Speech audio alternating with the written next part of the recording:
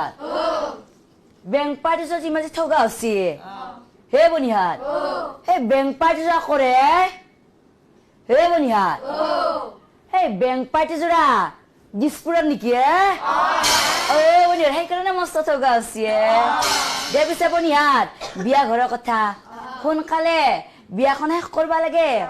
দে পিছে বনিহাত বিয়া গীত এটা লগাই দিম কিন্তু বনিহাত তহঁতে তাৰ আগতে এটা উৰুলি এটা দি